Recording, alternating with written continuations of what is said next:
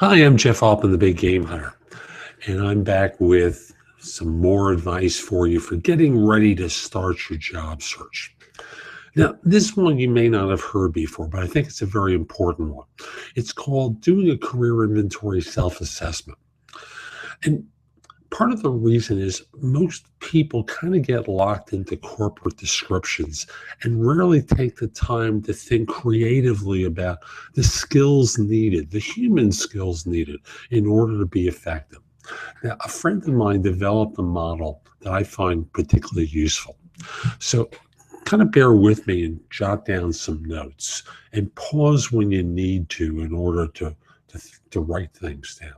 So, the first step is making a list of your major skills and put each one on a separate piece of paper. And then take each major skill at a time and then write down the skills required to accomplish that skill. And then you do that for each of the major skills you've jotted down. So and excuse me, I'm referring to some notes I have. Taking one major skill at a time, so no more than one per day, or maybe one in the morning and one in the afternoon. Write down the skills needed to perform each of those sub skills.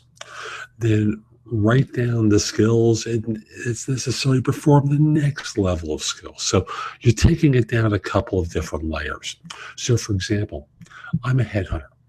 And the major skills needed to do this are perseverance, evaluation skills, marketing skills, sales skills. So using sales skills as an example, the secondary skills that help me sell well are acute listening skills, knowledge, research ability, and a good network to ask questions of quickly when I'm not sure. The third level of sales skills underneath involve having a good network is being likable. I'm sorry, I said that incorrectly. The third level of sales skills underneath having a good network is being likable, always connecting people, the ability to be trusted. So you're taking it down a couple of different layers. So take each major skills, list the secondary skill underneath that major, then take each secondary skill and create a skill level underneath that. Do this for each of the major skill areas that you have. Take into consideration all the things you know you have to know or know how to do in order to be able to perform the major skill at a high level of competence. So competency. There are 5 levels of competency. You can see why I'm referring to my notes here. The first level is unconscious incompetence. You know what you're doing, and you don't even know you know what you're doing. The second level is conscious incompetence. You don't know what you're doing. You know you don't know what you're doing, so you ask. The third level is conscious competence. As long as you think you know what you're doing, you do the right thing. And this is the level that most people are successful at in large corporations. The fourth one is unconscious competence, in which there are times you don't need to think about things, but you do things instinctively right. And many stars play at this level. Most people are generally function at the conscious competence level. And then the fifth and final level we have is conscious incompetence, the line between unconscious competence and unconscious incompetence, very thin. So take all the information you've gathered in the first few steps and put them out on a large flat surface. The type size of all the pieces should be the same, so make it large. The major skill set should be the same type size as the last skill in the data set. And keep the data sets of major skills together.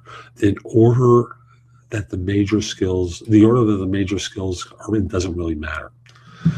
Get a comfortable chair and a pad and pen and put them aside for now. Just sit and look, walk away for a while and come back.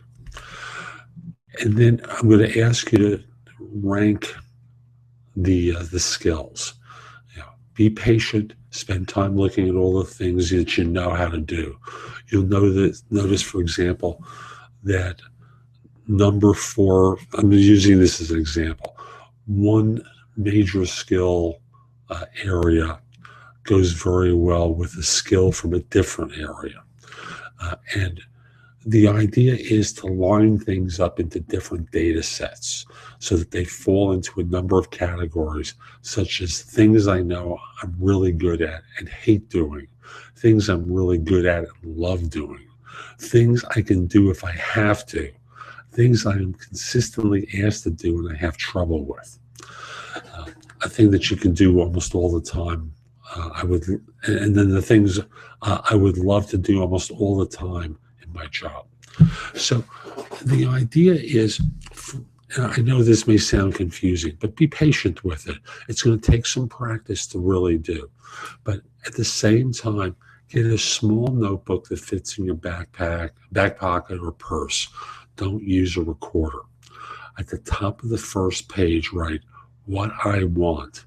Then write on each line things that you want at work with the emphasis on tasks. You also need to write down the things you want in your life, such as a house, a trip to Asia, pay off my mortgage, kids, whatever it is. Everything has to be positive. Nothing can be longer than one line. You write down the 2 things.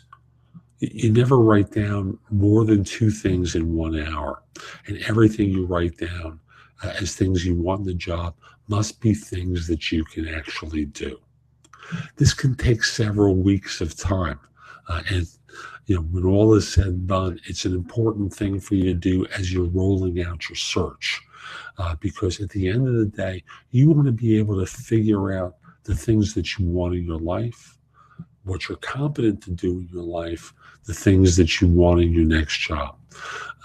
And as far as the job list goes, it's rare for any but the first 3 items to be of any real importance.